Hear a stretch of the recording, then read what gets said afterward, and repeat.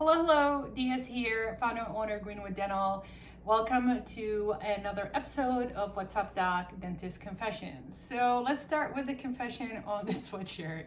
This is basically my life when I'm not doing dentistry. I'm a really simple person. It's Disney, coffee, and cats. I think this is a dog paw, but I would like to believe it's a cat paw.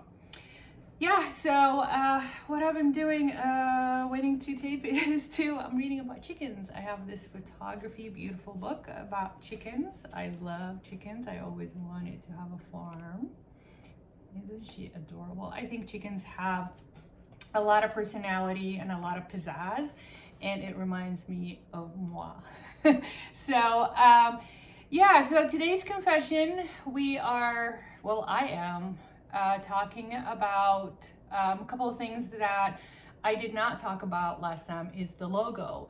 A lot of you guys been asking me where I got the idea about the logo. The logo comes from actually 1960s wallpaper.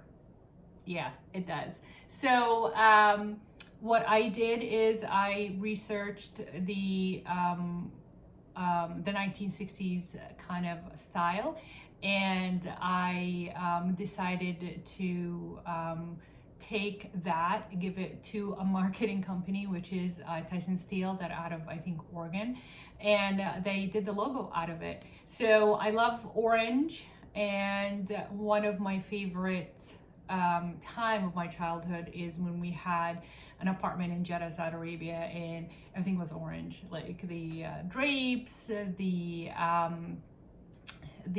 carpet, the furniture, and that brings me a lot of joy because I had a lot of good memories over there.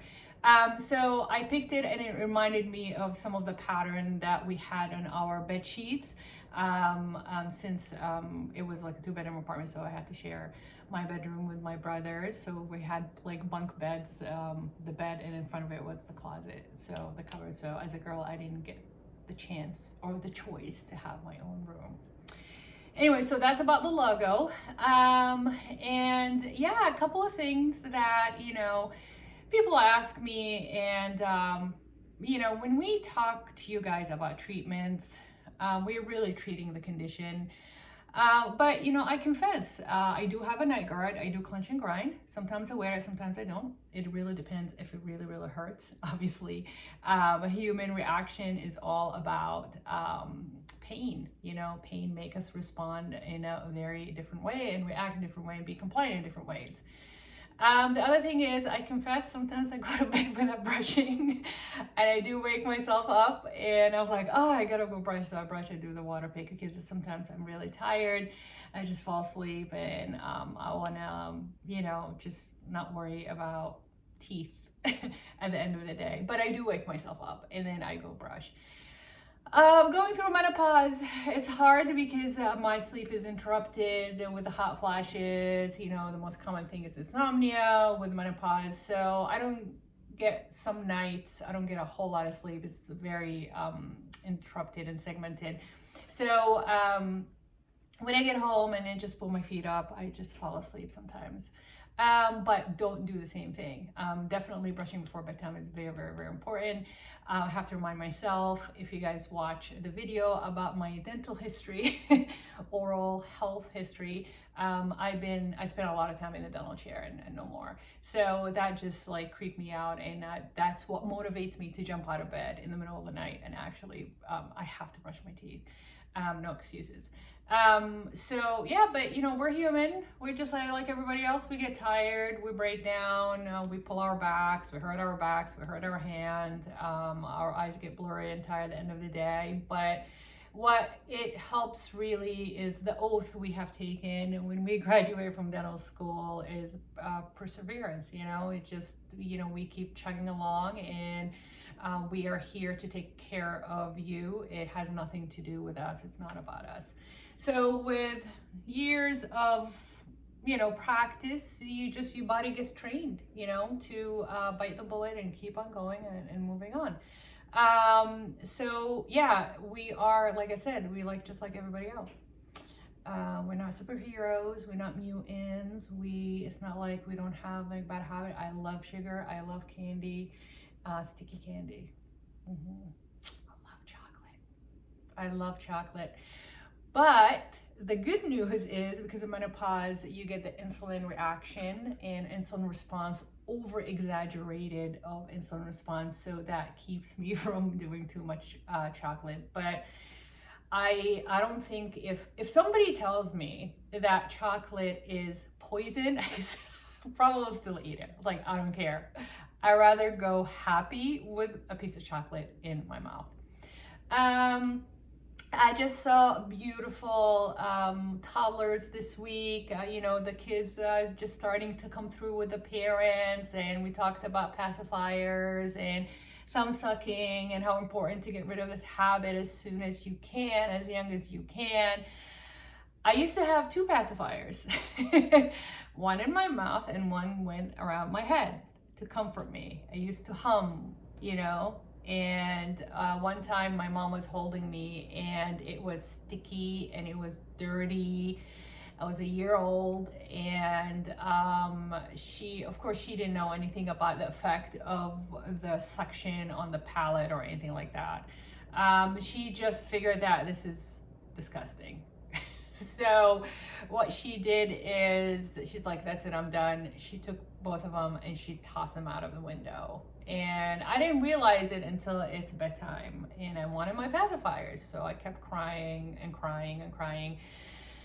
My dad, he's very black and white, so he didn't want to deal with it, didn't know how to comfort me, so he gave me a stick of cheddar cheese to suck on all night long. And he realized I stopped crying, but he realized I might be choking too. So he rushed to the crib and literally I was passed out with my mouth open, and he said he looked like he wanted to make sure that I'm breathing, so he put his hand, you know, on my mouth and I was breathing, and then he looked, he's like, what's that? So the whole roof of my mouth was a big chunk of cheddar cheese stuck in the roof of my mouth. And he said he spent a lot of time scraping it off with his finger without waking me up.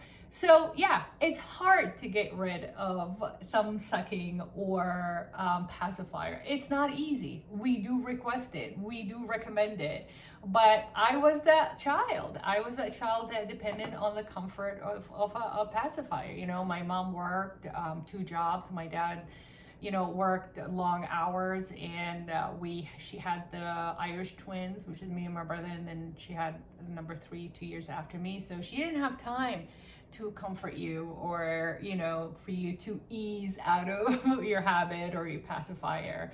My brother managed to suck his thumb for a long time. But anyway, that's another story.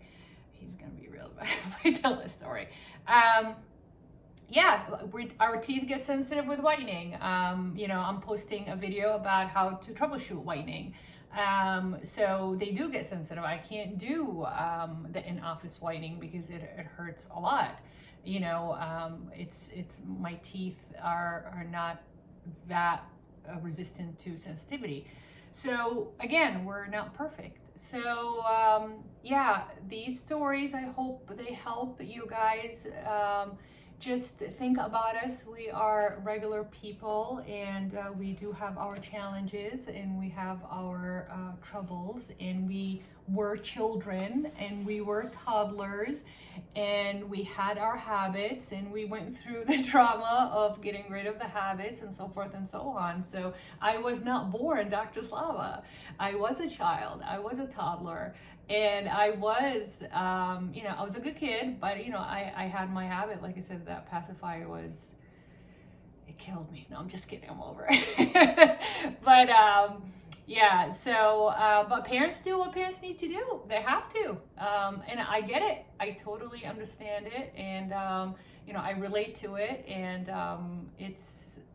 we do suggest, and we try to work and collaborate with the parents to try to get different ways, don't do what my mom did, different ways of easing the child out of that habit, and just to get rid of the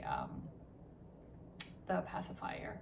Because if you don't, you're gonna end up with even more traumatizing experience, which is, you know, palate expander and retainers, and that stuff hurt.